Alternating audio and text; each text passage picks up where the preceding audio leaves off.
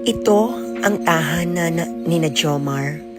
Payak, subalit puno ng pangarap, puno ng pagmamahalan. Para sa isang panganay na anak na katulad ni Jomar, ang araw-araw niyang inspirasyon ay ang kanyang pamilya. Kaya pinagsasabay niya ang pag-aaral at pagtitinda. At ngayon, isa na siya sa Kapitbalay staff. Dala ng kwentong buhay ng batang ito, mas naging interesado ako kung papaano mababago ang kanyang buhay. Hindi man bigla, kahit paunti-unti. Ito ang tahanang tinutukoy niya na bagamat masaya ay nagdudulot ng pangamba tuwing sasapit ang bagyo.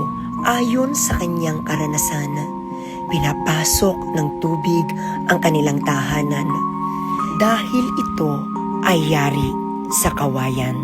Ngayon, ang simpleng pangarap ay bibigyan natin ng katuparan. Ang init ng panahon! So, pupunta tayo ngayon kay Jomar. Kami, ang team.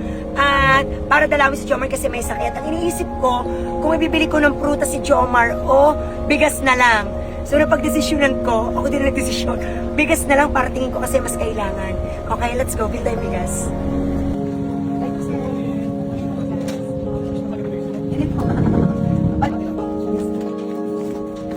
Siyempre, dadayo tayo.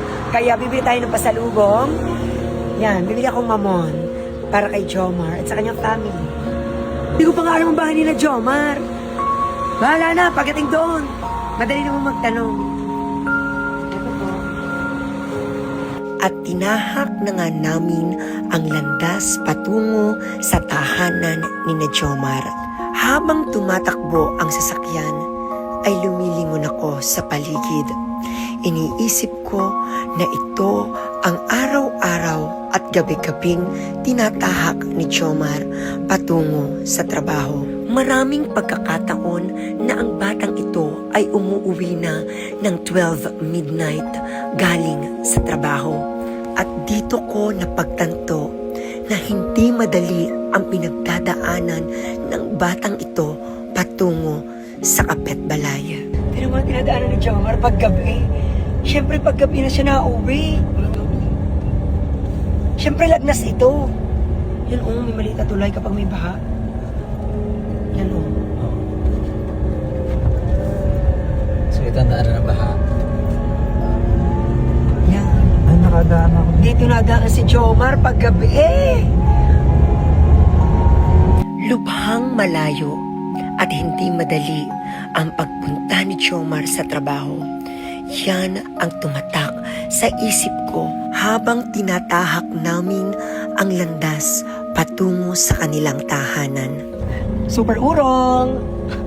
Galing yung pag-drive.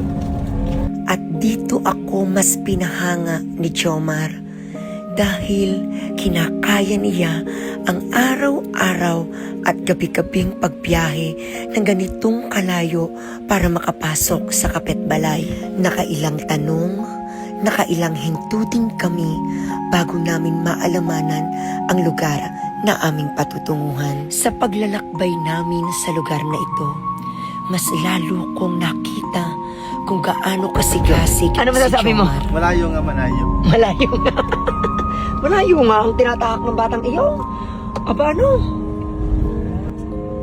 Malayo nga. Hintay, i-interpret mo ang sinabi ni ate. Ito. Ito. Yung isang yun, tapos sa karne. So ito.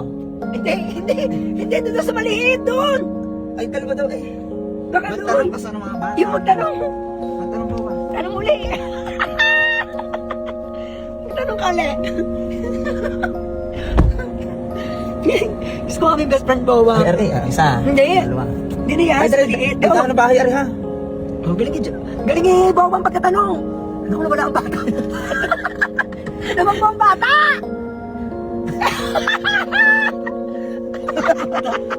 Naman po ang bata! Natakot sa'yo! Baka akaling manunupo tayo! Tumakbo?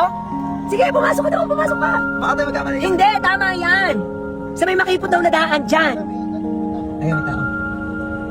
Ano? Yan si nanay. Hindi natin nakabay. Yan, si Mother Earth. Yan si nanay. Yung si nanay. Bawa. Bawa. Ako. Takot si Bawa mga bata. Ayun nga, tama ako, Diyan nga, diyan. Kasi sa yan. Ayan, parang hindi ka siya sasakyan. Intay. Papark na Tayo mo na makipark. Mapagtataw dyan dito kakasya. Intay. Hindi na mo, tao lang ang pwedeng pumasok. Oo, intay. Naku, masikip nga, intay. Ay. Ate, pwede po makipark? Ay, opo, salamat po. Nakakahiya kay Boba. Napawisa si Bawa, nalabas ang lahat. Nakakahiya. O, galingan mo, Boba. Sa mga tao. Ang dami nakatingin na tao, nakakahiya. Okay lang ba? Alam po ba dito na si ano po ay nagkatrabaho sa akin? Sige po. May dali lang po kami sa kanyang regalo. Bawa na, tama.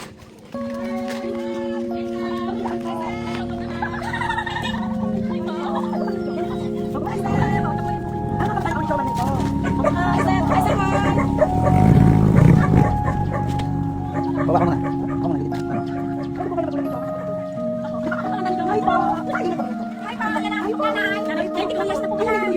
Ano?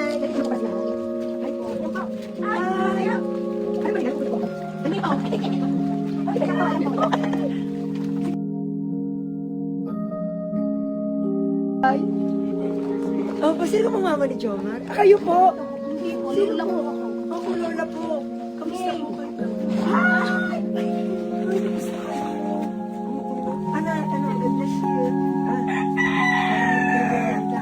At tapos, bigas, bigyan bigas. Opo. Ano tayo? Ay po. Ang dami niyo pala dito, Tutoy. Kamusta po kayo? Naku, kaya kayo mga natutulog. Ito yung mga kapitbahay.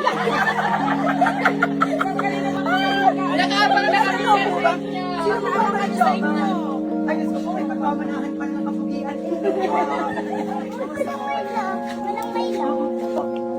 Ay, ang daming tao. Ang daming tao. Ay, kamusta po kayo? Oh, yan. Ang sayo dito. Kamusta ka na? Nagnan ka ba? Hindi ka pinapawisan ako. Ang dami mga audience. O, diba? Parang akong muse. May upuan pa. Ay, pakain natin sa kanilang isa. Okay lang? Wag na po tayo. Magmamon po tayo. Wala na po kami kayo. Ala, ang saya pala dito. Ang daming tao. Nakita namin kayo. Ay po. Ang daming tao. Tunay nga naman. Oh. Ay, ari nga naman ang kurtinang taklog nga naman ang bahay ni na Joma. So, sa merong mga nakapanood ng video mo, anak, at yun nga, nalaman nila na base sa iyong naikwento, kurtina nga naman. Eh, gusto nila mapalitan to. O, may nagpadala po sa akin para po kay Joma at para po sa inyo, sa family. So, kaya po ako nandito ay ibibigay ko po, iaabot ko po sa inyo.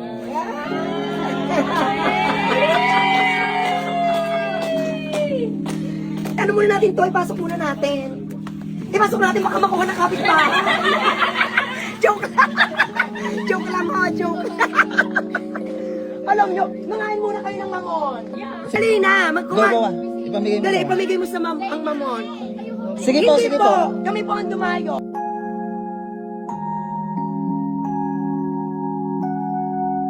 Sa ikalawang bahagi ng video na ito, makikita ninyo ang pagtanggap ni Jomar sa mga biyayang kaloob sa kanya. Thank you for watching. Please like, share, and follow.